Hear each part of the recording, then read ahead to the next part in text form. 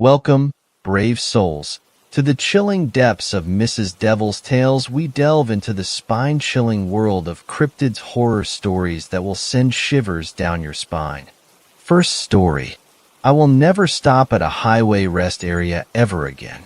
I recently landed a position in sales with a very solid company in the medical device industry. Being in my mid-20s, I am thrilled to work for such an innovative company. The money is great, the job is fun, and hell, they even gave me a company vehicle. That's a great perk. The only downside to the job is that my sales territory is quite expansive and covers several states, and because of budget constraints, they expect me to drive to most of my customers. I could not complain, however. Not many people my age get these kinds of opportunities. I finished up my workday at a hospital in central Pennsylvania when I received a phone call from a clinic in western New York that wanted to place a buy for my products. But before they could do so, they wanted a product demo. Not wanting to lose the opportunity, I agreed to be there by 9 a.m. My GPS showed the trip to be 5 hours if I took a highway that cut through the Allegheny Forest. Being that it was now 5 p.m., I figured that I could make the drive now since I had a bag packed with extra scrubs, toiletries, and product manuals for my current trip. I headed to a gas station, filled my SUV, purchased some snacks and 2 energy drinks, and hopped on the single-lane highway north towards New York State. It was the middle of November and quite cold, with the sun setting early and giving way to darkness in the late afternoon. By the time I had started my drive, it was already dark. Thick clouds were obscuring the moonlight. A wall of trees surrounded my vehicle on both sides, making it seem that I was driving my SUV through a tunnel of wood and darkness. The headlights from my vehicle illuminating the staggered white lines separating the lanes of the highway were the only source of light. The drive definitely took on an ominous feel. I thought nothing of it as I slugged back my energy drinks and listened to some comedy podcasts to pass the time. When I was about 2 hours into my drive, the inevitable happened when one has had large amounts of caffeine and a belly full of gas station snacks. I had to find a restroom eventually, which I was okay with since I wanted to get out of the car and stretch my legs anyway. I had passed a small town about 15 minutes back and I knew that I would need to find another one and pull off the highway or see if there was a rest stop anywhere ahead. Almost as if fate had heard me beckoning, I saw a sign that said, "Rest Area 2 miles." This is my lucky night, I thought as I realized that I would not have to resort to relieving myself in the middle of the woods on a dark and creepy night. I came upon the rest area, which was located right off of the side of the highway. It was nothing like the rest areas one is used to encountering on major highways. There were no restaurants or vending machines. There was a single, lonely picnic table and a garbage can on a patch of grass and 2 separate brick buildings with brown metal roofs on them.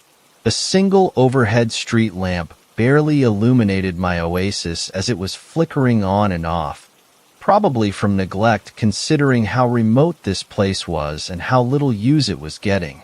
The building to the left housed the ladies' restrooms, while the one to my right housed the men's restrooms. I placed my car in park in one of the 10 available spots in front of the buildings and grabbed my phone to keep me entertained while I took care of business. As I walked on the narrow concrete walkway towards the restrooms, I caught a glimpse of something in the woods behind the rest area. It was still quite dark outside, and the overhead light provided too little illumination to discern what I was looking at. All I could see at that distance was an obscure black shape shifting through the thick trees. It could have simply been my eyes playing tricks on me since I had spent the better part of the day either in a brightly lit operating room or driving down a pitch-black highway. I shrugged my shoulders and made my way into the men's room.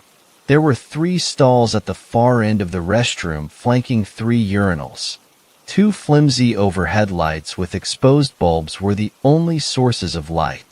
One of the panels had a bulb completely out, and the other was flickering sporadically, making the entire room look like it was lit by strobe lights in a nightclub. Just perfect, I thought. I'm stuck in the creepiest bathroom in the world and I can barely see anything. I decided not to make a big deal about it. I'd be back on the road shortly. I took the stall in the middle. I had no reason why. I'd simply just randomly selected it. I sat down and nearly jumped from how cold the seat was. This was becoming quite an annoyance. At that moment, I had no idea, but things were about to get a whole hell of a lot worse. As I was in the midst of doing my business, the lights went out. Of all the times that this pathetic, single tubular bulb could have called it quits, it had to do so when I was using a restroom in one of the most isolated spots in the state.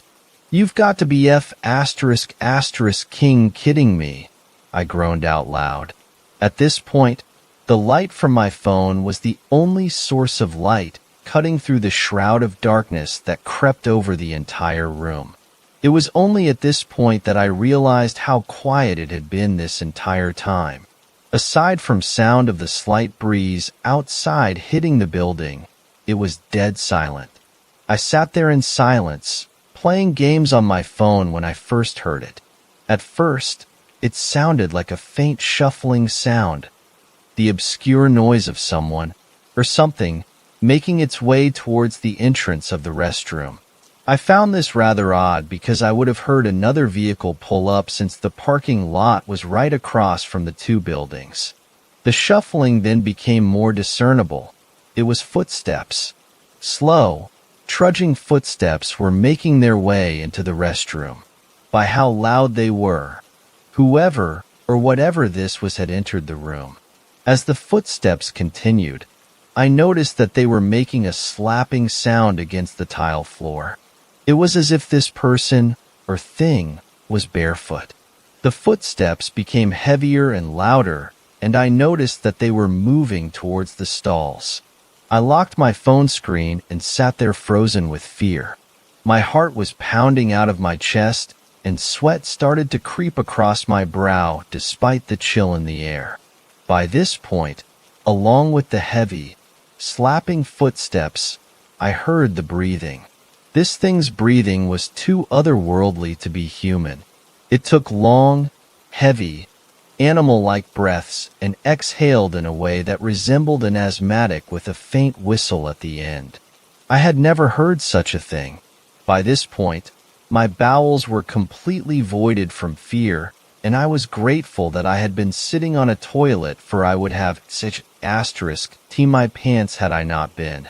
This foreboding presence continued to trudge towards me until I heard its heavy breaths right outside the door to the stall. In the pitch-black restroom, all I could hear was this thing breathing a mere few feet away from me, now certain that it was aware of my presence. My heart continued to pound as I heard it shuffle around outside of the stall. I had never felt so helpless in my life. I was trapped here at the mercy of this creature. After what I imagine was several minutes, the breathing quieted down some. I had pulled my feet up and I was squatted on the toilet in fear of this thing seeing me.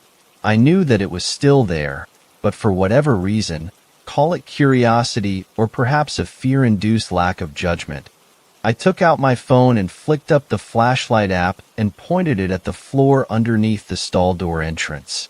I nearly dropped my phone in horror at what I saw. 2 massive feet were pointed straight at me. They were unbelievable large, too large to be human. The tops of them were covered with a matted brown and gray hair, while the toes were a pale purplish-colored flesh with toenails that were long, ragged, and yellow. I barely had time to notice the grotesque feet of this creature when it took notice of the light and let out a monstrous growl that shattered the silence of the pitch-black room. It sounded like a growl that came straight from hell. It was a primal, guttural, inhuman voice. The noise was deafening.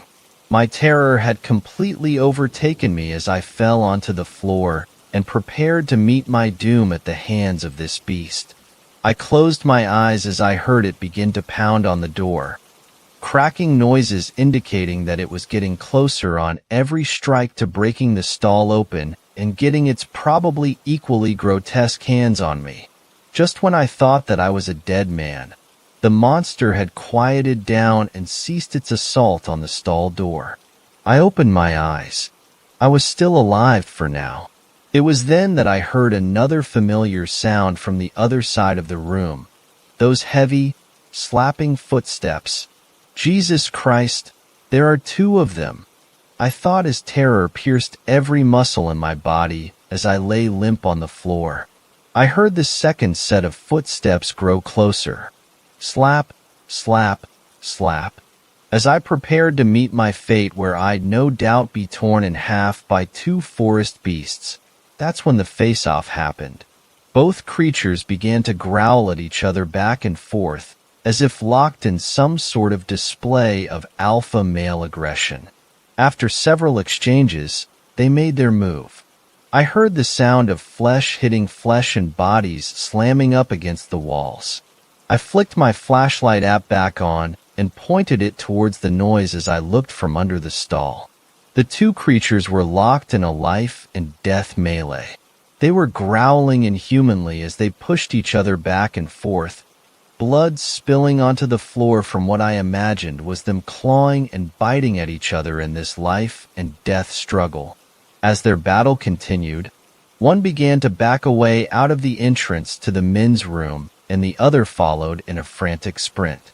I still heard their inhuman growls as their battle continued outside until their voices trailed off into a barely audible drone in the woods. As terrified as I was, I got to my feet and exited the stall. I pointed the light from my phone against the floor. There was dark red blood and tufts of grayish-brown fur all over the floor. It looked like someone field-dressed an animal carcass in here. The stench was unbearable. It smelled like the inside of an animal cage at the zoo. What the hell were these things? I was not going to stick around and find out. I sprinted back to my car, entered, slammed the door shut, and peeled out of the parking lot like I was in a street race against death. My truck tires screeched as I careened out of the entrance and back onto the highway. I was covered in sweat and hyperventilating, having narrowly escaped a horrible death at the hands of some primal beasts from a forgotten era.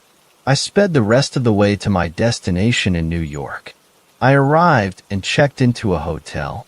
I sat at the bar and downed several scotches before even dropping my bags in the room. My rattled nerves settled down eventually, and I made my way to my room. I lay on the bed sleepless, but sure of two things.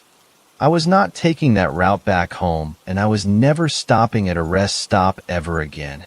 Second story. Goat Man in the Mountains. You see, I was young and my imagination was wild, but what I am about to tell you still terrifies me to these days. I went camping. The camp was located in the mountains. We went for 2 weeks, but hell these weeks would turn into. It was a night for telling stories, scary stories. Also, I was the only person sitting with my back to the fence. The fence was a barber fence, and the bushes were growing on the other side. We had animals, so we took care of them. So here we had deer, wolf, 2 horses, and few wild birds. So everyone was telling scary stories. We were 17 people around the fire, all girls and boys. Then my turn came to tell a story, and I decided to tell the story of the Goat Man. I started with telling the Anansi story. Everyone knows the story, so I don't think I need to write the whole story, but when I was telling them about the guys in the story being freaked out and hiding in the trailer, a goddamn branch snapped behind my back. Don't forget I was sitting with my back to the fence. Everyone bolted up and I almost jumped over the damn fire pit. One of the boys, Vlad, pointed his flashlight to the darkness of the woods, and we tried to see something, anything, for 5 minutes. We were staring, nothing. Have in mind that the flashlight was strong enough to see nearby. After 5 minutes, we decided to sit back, and I continued with the story, keeping on and reaching the part with the girls screaming in terror. I shit you not, right behind my back the sound of the bushes made my skin rise and goosebumps rustle. Rustle? Like someone or something was taunting us. The sound was like someone brushed their hand on this thick bush. Everyone jumped and Peter, a rather tall boy, screamed, "Stop it! It's not funny! Stop fucking with us!" He was scared despite being the tallest of us. The second thing that made me chilled to the bone, the animals went crazy. The deer was running in her cage. The wolf, which always was running in his big cage at night time, was now whimpering in his den. The horses were running further from the fence we were around. That was it. All of us started to freak out. By this point, the boys were scared more than the girls. I looked at them and said, "I am close to the end. I'll finish the story and we're out of here." One of the girls screamed into the darkness, "If this is our head, boys and head girls, please stop. It's not funny." Everyone heard someone coming from the cottages we were staying in. The guys were coming our way. Were our headman and head girls? We were terrified, looking at the fence and back to them. There's no way that they got so fast to the cottages without us noticing. They told us to cut the pranks off and put out the fire and go back to the dormitories. As I promised, I almost finished the story when we all smelled something like rotting eggs, disgusting and strong. Someone suggested that someone threw something in the fire pit or the animals' cages were not clean, but I knew damn well it was not it. The damn thing or animal decided to make the most uncommon noise behind my back. I jumped over the pit, and we all huddled in one place. As Vlad pointed his flashlight, we all froze like an animal freeze. We did. I still remember that moment in my life. From the darkness of the forest, reflected by the flashlight, were peering at us a pair of yellow eyes. The height for these eyes was not okay with me. We were staring at each other for good 10 minutes when it decided to bare its teeth and screech at us. We all bolted, forgetting about the damn fire. As I turned around, these damn eyes were peering at us and shinning in the damn darkness. Without the flashlight, we all run inside our dormitories, and the head boy of ours asked us, "What the hell is going on? Why you didn't put out the fire?" He was angry, but we didn't care. We refused to go back there again. When he came back after putting the fire out, he looked paler than usual and said for us to go and sleep. He locked the doors and windows, which we never did before. All of us couldn't sleep, hearing the strangest noises coming from the woods. Noises that were not like any animal we knew. This night, nor we, nor the animals were calm. The next morning, we went to look at the place where we had our stories. I shit you not, the bonfire was destroyed. The bushes, where I was sitting, were bent together with the fence, and then the most chill realization came over me. There was a hole in the fence, like someone tried to sneak in. It was torn like it was a piece of paper to this thing. Needless to say, I was shocked. I was shaking, and my friend came and said, "I don't think we all imagined that. But why did you decide to tell that story?" I was speechless. As we were passing our days, mostly all of us decide never to talk about it again. When I was about to leave, I saw our head boy near the fence peering into the woods. So I went to him. I called out to him, and he motioned to come closer, so I did. He said, "You know, that night when I came out to put out the fire, I smelled something disgusting, rotting. The moment I heard this noise near the fence, I saw something that scared me to death. There was a silhouette of something standing in the darkness, bending over the fence with two yellow glowing eyes, punching over the fire pit. I screamed and ran back to the cottages. When?" He paused and was shaking. When I looked back, it was gone. "I guess you didn't lie. Next morning, I saw a hole in the fence and the animals were jumpy. So I saw from the other side of the fence prints, but not ones of a boar, doe, elk, or some other animal. Those were cloven like goats." He looked at me with teary eyes. I felt regret telling that damned story. I didn't think that it will become such a terrifying reality. Just a myth, right? Just a story. Years pass and I still can't bring myself go alone camping or going to the mountain, only in big groups. So that's my story. I felt like it was a long time till I made myself write this here. So I hope people will learn never to mess around with him. Third story. My neighbors had an encounter with someone with black eyes. If I had any time in my life I had noticeable chills, it would be tonight. I was getting cozy into my bed when I heard a knock at my door. My wife tells me to answer it, and I reluctantly go to do so, having read about black-eyed kids recently. To my relief, it was only the neighbors whose kid plays with my two kids. They asked me, "Has anyone come by and knocked on your door tonight?" I told them no, and they told me what had happened. Apparently, a chubby woman with curly brown hair came to their door and asked if she could come in and use their phone because her car was broken down. The first thought that came to the one neighbor's mind was where the meth head boyfriend of this woman could be, because her eyes showed zero indication of irises. She was fortunately put off because of this and told the lady that there was a gas station down the road and that would be the best place for help. Immediately after she closed the door, her wife checked out the window and the woman miraculously wasn't there anymore. Their driveway is pretty long. It takes a good few minutes to walk up or down, and there's hardly any foliage. They then took it upon themselves to warn the other neighbors in the general area, and the same question was asked to them. "Did you let her in?" I have no idea what this woman could have been, but the closest thing that came to mind was black-eyed children. She had the same MO, and from what they said, she didn't go to any of the other houses that would have made sense because their house was considerably further from the road than mine or the landlord's. Our house has trees, theirs not so much. This is just a friendly warning because my adrenaline is pumping and I'm seriously creeped out that this happened so close to my home just tonight so soon after hearing about them. Fourth story. I accidentally no-clipped to a mall from hell in a world that rained fire. The day this all started seemed as boring and mundane as any other. My wife, Sarah, and I were going to the movies to see a comedy that she was interested in and that I was not. We had driven across the city and parked in an overpriced parking lot, stepping over the sleeping forms of filthy homeless people and the used needles and cigarette butts that littered the sidewalks here. I was listening to Sarah talk about the recent rise of gutter oil and spit oil in China, both horrifying topics in their own right. As Sarah went on to explain to me, gutter oil was when restaurants in China scooped up the vegetable oil from the trash cans out back of the restaurant. They would use the filthy, carcinogen-ridden oil to cook food for new customers. Spit oil was when Chinese restaurants would just take the broth from bowls where customers had finished eating and reheat it. They would then pour the reused spit oil broth into new bowls with fresh pieces of meat and vegetables added and serve it to the next customer.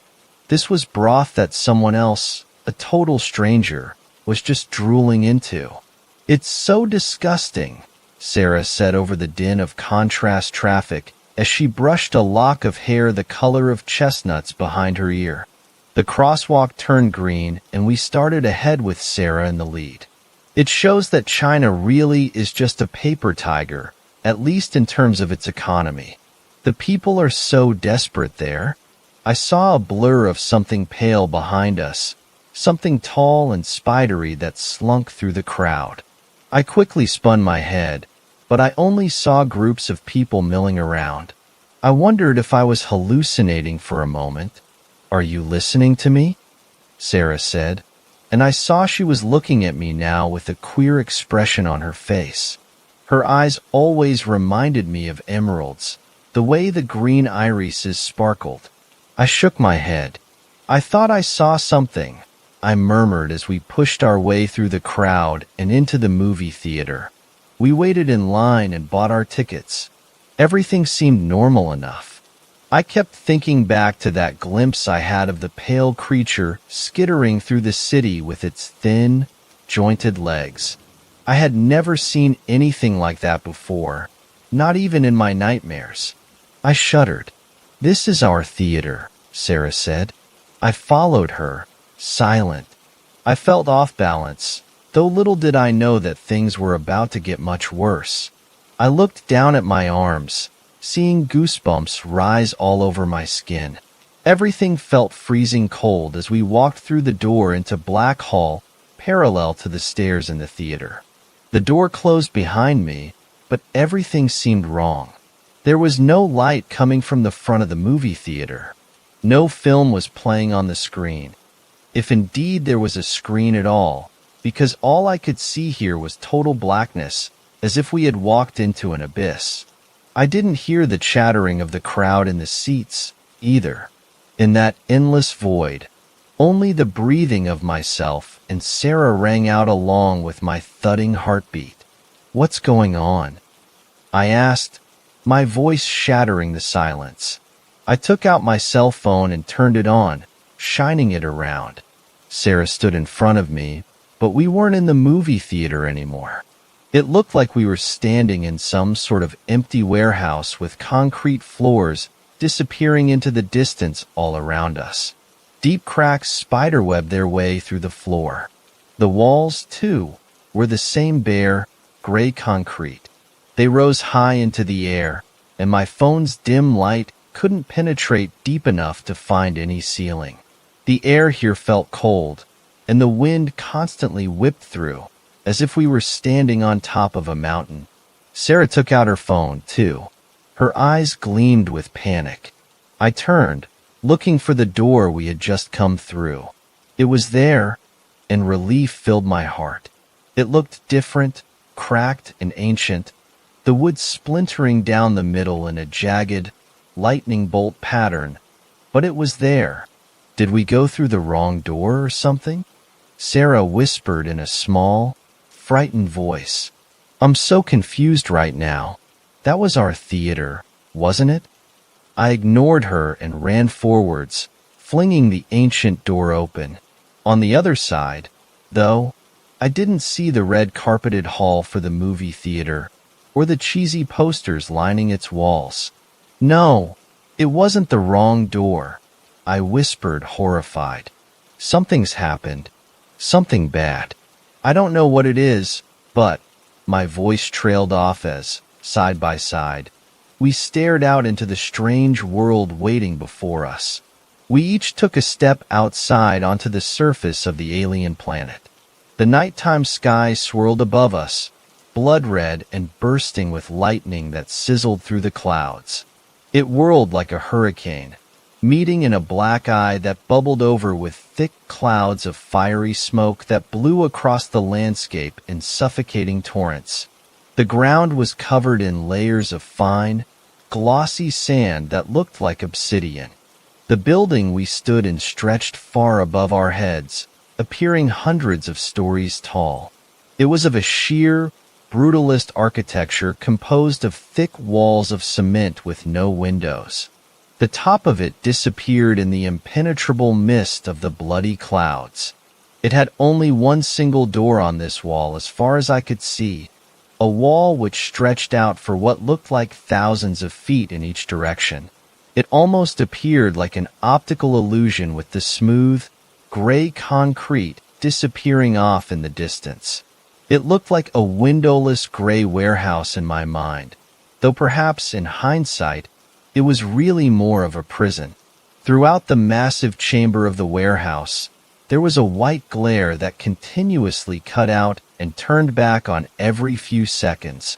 Hanging down on cables hundreds of feet long stood thousands of flickering fluorescent lights.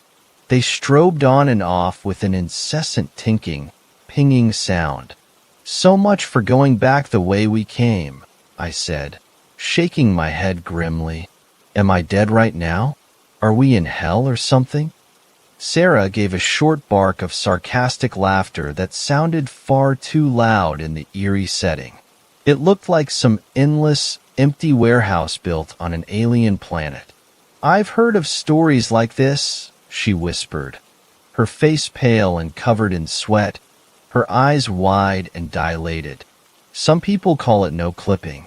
I thought it was all a bunch of bullshit, but how else could you explain this? It's like we accidentally went through the wrong door into another world." "No clipping?" I asked. I would have laughed if I weren't petrified with terror. "That's from some 90s video games. I think Doom and Duke Nukem." It's just a cheat code that allows you to walk through walls. It's just what people call it, she repeated, shaking her head. I didn't make it up. I think it's more likely someone drugged us or something, I said. Or probably just me. I bet you're not even real. Maybe I'm just talking to myself, drooling on the floor somewhere with a dart of bromo dragonfly sticking out of my back.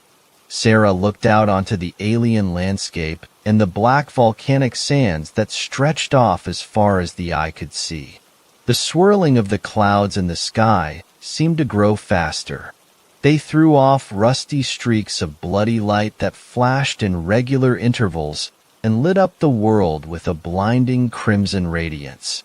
At first, I thought it had started to rain outside. I saw drops of what looked like luminescent, orange-red hail falling from the sky and raining down on the black sands below. But as it rapidly grew closer with a roaring like a tornado, I realized the sky was raining drops of liquid magma. They sizzled and popped as they fell through the air in a fiery blur. The earth greedily sucked the molten lava into its dark skin. A smell like matches and campfire smoke filled the area as clouds of choking black smoke rose high into the air. "No, it's real!" Sarah exclaimed in a horrified voice as she quickly backpedaled away from the door and the approaching showers of lava. "It's coming towards us. Close the door. Close it. Close it." But my body felt sluggish and far away. Nothing seemed to be reacting like it should. I could only stare at the flames as they filled the world with their sizzling radiance. 50 feet away, then 30, then 10. Sarah grabbed my shoulder, snapping me out of reverie. I stumbled back inside the warehouse and slammed the ancient-looking door closed behind me. The roar of the fire continued outside, smashing against the roof high above our heads with a sound like a hurricane. I tried to scream, but I couldn't hear my own voice over the ear-splitting cacophony. The fluorescent lights high above us with their cords like endless snakes stopped their flickering at that moment, shutting off abruptly and plunging us into total darkness. The sound of a siren started from all around us, ringing out from the walls and floor of the giant concrete structure itself. It reminded me of a tornado siren, rising and falling in an eerie, ghostly moan as if the spirits of the dead were themselves wailing in agony. We took out our cell phones, shining the lights out in front of us. The bouncing shadows went skittering out across the smooth concrete floor. We stood there, huddled together and terrified.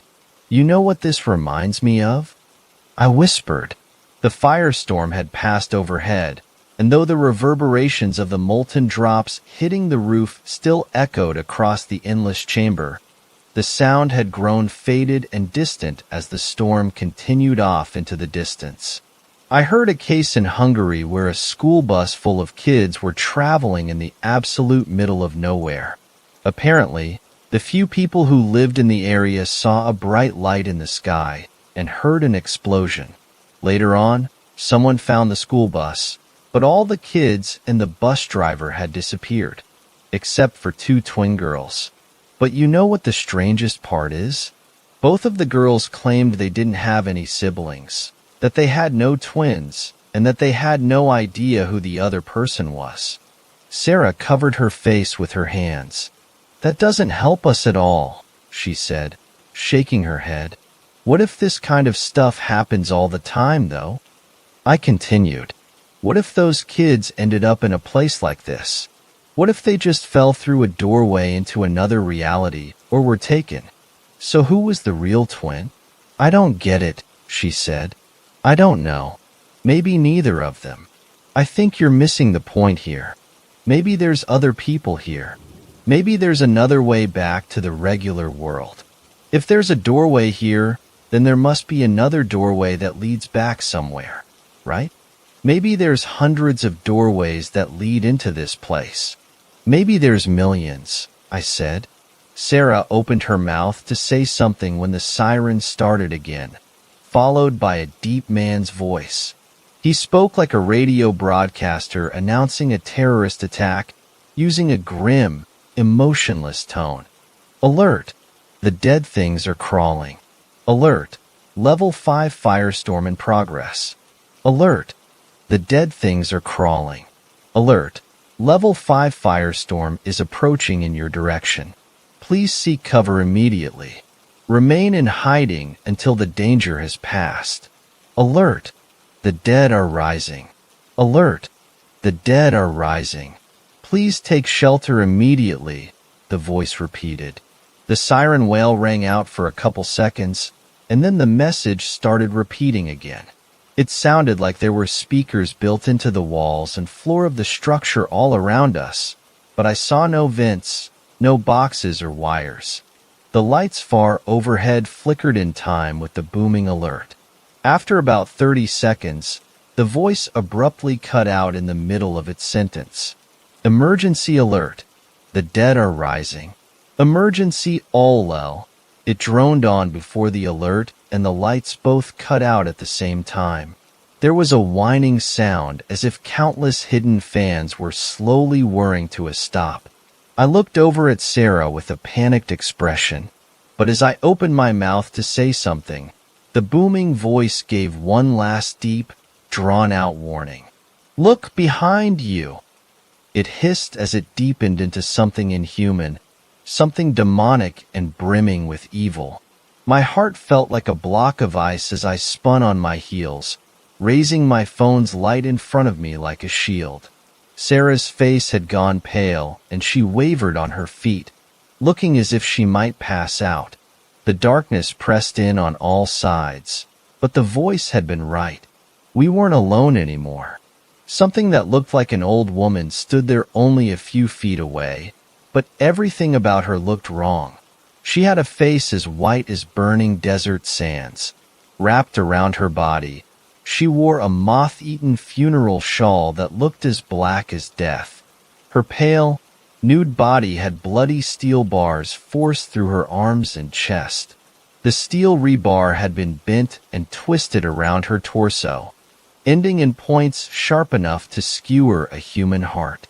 The blood-stained bars formed a cage-like covering over her mutilated, bone-white flesh. Around these deep wounds, the skin hung, ragged and loose.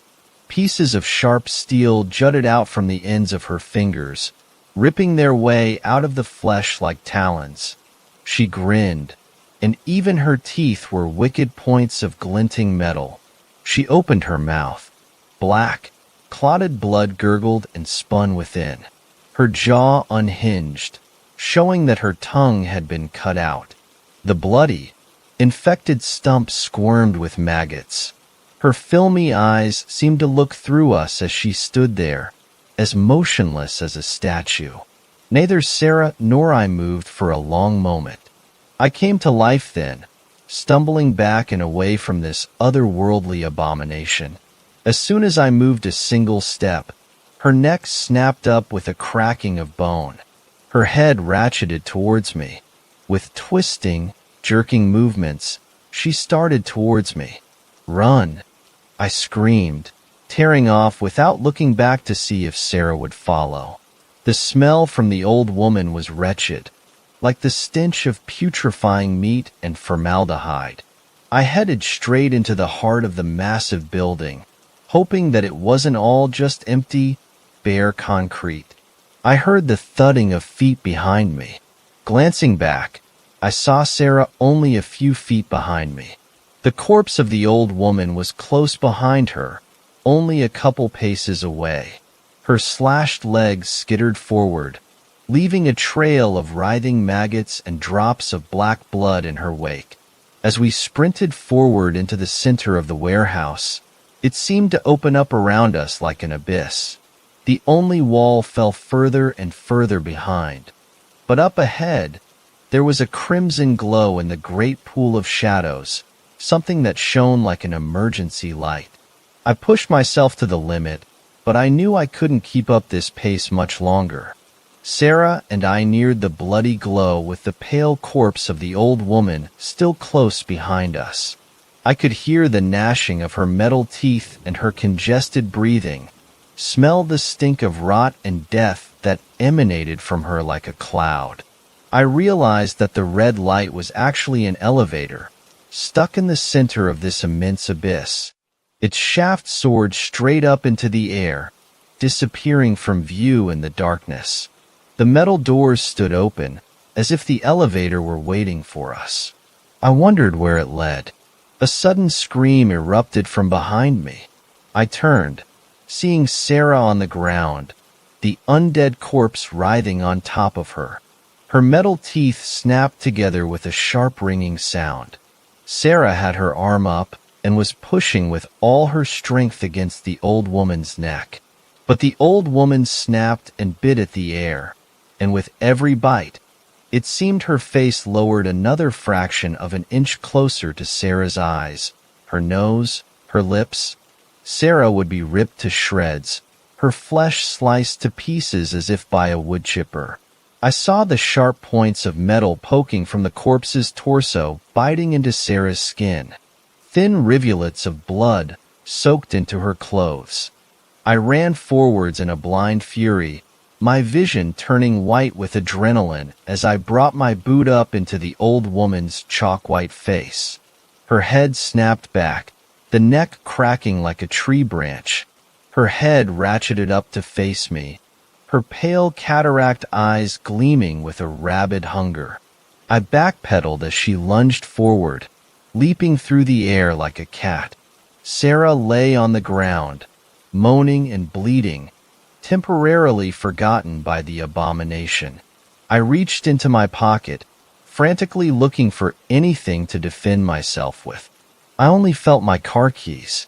I brought the fob out with its point of steel. At that moment, she tackled me to the ground. A piece of steel stabbed into my left shoulder as I was forced down. She wrapped her sharp claws around my throat, choking me. The point slashed into my neck, leaving deep gouges that burned like fire. It felt like thousands of needles stabbed their way into my throat as I tried to scream. I held the fob like a knife in my right hand, clenched tightly in my fist.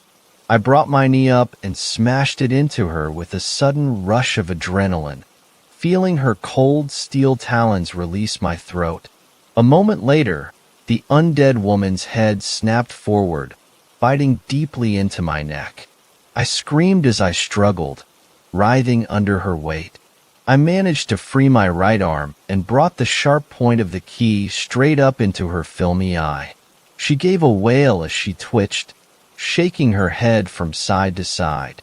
The key stayed firmly implanted. As cold, thick blood dripped from her exploded eye onto my face, I reached up and smashed the end of the fob with my palm, forcing the end deeper into her skull. I felt her weight lift off me suddenly. Sarah stood next to her, pushing at the exposed ribs of her putrefying torso, shoving her to the side. The sharp end of the key remained stuck in her rotted skull. The old woman went sprawling. Sarah reached down and helped pull me up off the ground. As the undead creature's banshee shriek reverberated all around us, we sprinted into the elevator. The undead woman leaked blood and gore all over the concrete in the bloody glow of the elevator's lights as she crawled forward on all fours in our direction. Sarah frantically began slamming the buttons on the elevator. As the undead woman came within inches of the threshold, the metal doors finally slid shut with a faint whirring. I released a long breath I didn't even realize I was holding. Covered in blood, both my own and the old woman's, I leaned heavily against the glass wall. The elevator began ascending up the shaft at a rapid pace. My stomach filled with butterflies as we rose. "Are you okay?" I asked breathlessly as we stared out the glass panes. Sarah was grabbing her stomach. I saw trickles of blood staining her white shirt in crimson blotches. I kept one hand on my neck, trying to stem the bleeding. I felt trickles of warm blood running through my fingers. "Nothing fatal," she whispered, though she was clearly in pain. So was I. I groaned, grabbing my head. Sarah was crying, her tears dripping down her face like drops of wax. Still stumbling, I went over and hugged her. She put her head against my shoulder, sobbing. "We're going to die here, aren't we?" "No, no, absolutely not," I said, not believing a word of it. "The worst is behind us." After rising thousands of feet into the air, the elevator's whirring gears began to slow. Above us, another level of the warehouse opened up. The shaft of the elevator rose through the center of a steel ceiling. We passed through and into something strange. "It looks like a mall," Sarah said as the elevator doors opened. In front of us stood a dimly lit hallway lined with dark stores on both sides. On the top, in ancient, rusted letters, I read, "The Badlands Mall." I didn't recognize the names of any of the stores, and there were some odd ones. I saw a shop that said Dahmer's Fresh Meats, with naked, butchered bodies strung up in the display windows, their arms, legs, and heads all cut off, their skin removed to show the glistening muscle underneath. Maggots had long ago infested the putrefying meat. Next to it was a giant department store with the bubbly name of Perillo's engraved above the entrance. But this was no ordinary department store. Instead of mannequins showing off clothes, the entire department store was filled with torture tools. Iron Maidens and Roaring Bulls were set up out front. Many of the tools looked used, soiled with strips of flesh and pieces of rotting gore. Flies buzzed all around them, and a fetid smell like the bowels of hell wafted out of the department store in our direction. Perillo's had mannequins in many of the soiled torture tools, naked, pale mannequins covered in gore and blood. The fluorescent lights running overhead had power here, though they were dim. They flickered constantly, sending dancing shadows skittering across the mall. "I think we're in some kind of mall from hell," I whispered, wincing as even that echoed across the marble and off the glass panes of the stores. "Come on, let's go." "Why?" Sarah asked, a deep sense of terror reflected in her eyes. "I don't want to go out there. Let's just wait here in the elevator and—" "Wait for what?" I said, scoffing. "Rescue? You think anyone knows we're here? We don't even know where the hell we are. We need to keep moving forward. There must be some connection back to the real world. There must be." I didn't know if I was trying to convince myself or her. Sarah shook her head. I could see she was sweating heavily, her hands trembling. "I don't want to," she said in a voice like a little girl. I took her hand and pulled her forward. We limped out of there together. "We have to," I insisted. "Keep an eye out for any sort of useful weapons. That bitch took my only fob for my car. It's probably still stuck in her eyeball." "We could go check in there," Sarah said, motioning to Perillo's department store with its grisly array of torture devices. I shook my head quickly. "No, not there," I responded, casting a disgusted look at the patches of rotting skin still sticking to the open Iron Maidens, the burnt, melted fat leaking out of the Roaring Bulls. "I'm not sure we're alone up here, and I have a bad feeling about that place." Every time I glimpsed one of the faceless mannequins out of the corner of my eye, it made my heart leap in my chest, thinking it was a person. The mannequins were crucified, impaled, or nailed to the ceilings and walls in front of Perillo's. It looked like hundreds of them filled the store. Even stranger, they all appeared to have blood crusted on their naked, plastic bodies, and it was a lot of blood. A shiver ran down my spine as we hurried away without looking back. The stores and shops lining both sides of the dark, flickering hallway got stranger and stranger. There was a rundown ice cream shop called Brownies. On the dust-covered menu, they advertised ice cream in many flavors, including bloody pus-flavored, maggot-flavored, and tombstone-flavored ice cream. Through the clear plexiglass, I saw rancid buckets of foul-smelling sludge that might once have been ice cream. I was staring at two broken-down vending machines. One had drinks and advertised Springy's lemon lime soda, Cana brand cola, and St. Christoph's ginger ale.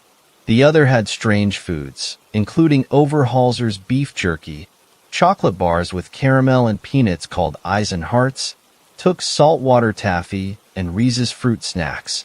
"This is truly bizarre," Sarah whispered, looking around furtively. "It's like we've wandered into a parallel Earth with its own brands and stores. But where are all the people?"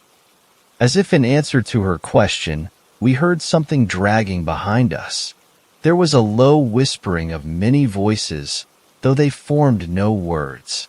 It created a low susurration more reminiscent of a den of hissing snakes. With horror, I glanced behind me and saw the mannequins from the store crawling down the hall towards us. Their smooth, faceless heads ratcheted up as if they had gears in their necks.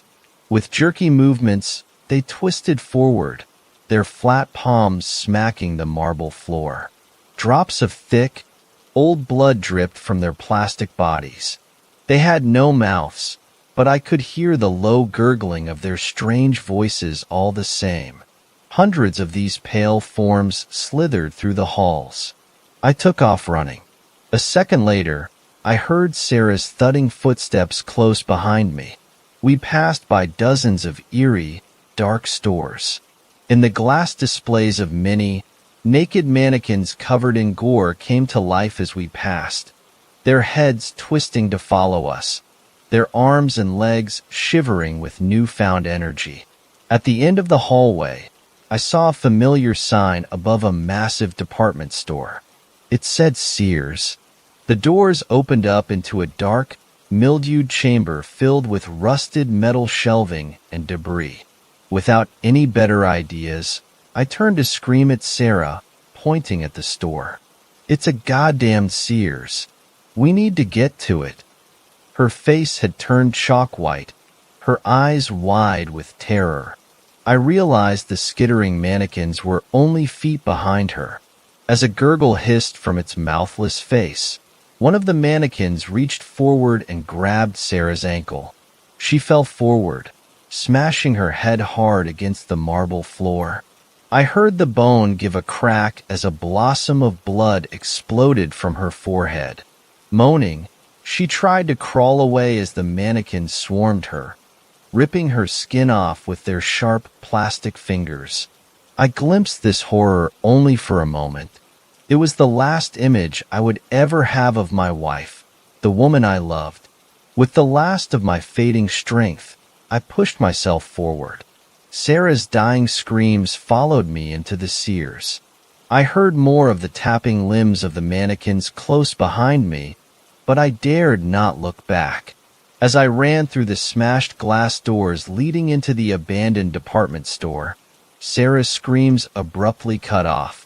For a few moments, I thought I still heard the hissing whispers of the mannequins, but then that, too, went silent. I wandered through the dilapidated Sears under waterlogged ceilings and over thick layers of dust. Eventually, I found the front of the store and smashed my way out of the door. I was in the middle of a parking lot for a mall that looked like it had been abandoned since the 1990s. I saw a highway stretching out nearby, filled with headlights streaming in both directions. I wandered out of the abandoned mall parking lot and down a winding ramp until I found myself on some sort of bridge. Injured and exhausted, I pushed myself forward with the last of my energy. After a few more minutes, I finally came to a house. Frantically, I knocked on the door and asked for help. They called the police, who were totally baffled by everything I tried to tell them. Apparently, my wife and I had been missing for over 2 weeks, even though less than a day had passed for us. Even stranger, however, I ended up thousands of miles away from where I started, seemingly teleported there from the procession of strange doors of the Badlands. My wife and I had started our trip over in Boston, and by the time I staggered out, bloody and terrified, I found myself in an abandoned mall near San Jose, California. Now, I always check every room before I enter it. That hellish place took my wife from me and gave me enough nightmares to last an entire lifetime. I never want to see that abandoned mall of horrors or that swirling, blood-red sky again. Fifth story. I know where black-eyed children come from. When I was a kid, my little brother and I visited my grandparents in Tahlequah, Oklahoma every summer. It was a pretty boring town. As the capital of the Cherokee Nation, most recreational activities were related to the culture and history of the Cherokees. The last summer we spent there I was 11, that age between wanting so badly to be seen as a teenager, but still finding enjoyment in Bratz dolls. My brother was 8 and wouldn't settle down, unless he had his Nintendo DS. I didn't dread visiting my grandparents, like many children do, other than the cultural shock that came from leaving our home in LA to the relatively small Oklahoma town. I loved spending time with my grandparents, and so did my brother. They spoiled us with toys and ice cream. On a Thursday afternoon, my little brother and I were playing at the elementary school across the street from my grandparents' house. If you've ever been to Oklahoma, you probably know how quickly the weather can change. It's not uncommon for it to snow one day and be in the 70s the next day. This day went from sunny to cloudy, extremely quick. It didn't begin raining or lightning, so my brother and I continued to play. But these weren't normal clouds. They looked heavier and thicker. They were almost black. I'm still not sure if the clouds were some sort warning for what was about to happen, or I'm just trying to connect things. A girl who was probably 9 or 10 showed up at some point. She didn't have parents with her, but it was a fairly safe town and not uncommon for kids to walk around. She introduced herself as Ally. She was blonde and blue-eyed, but began enlightening us with old Cherokee ghost tales.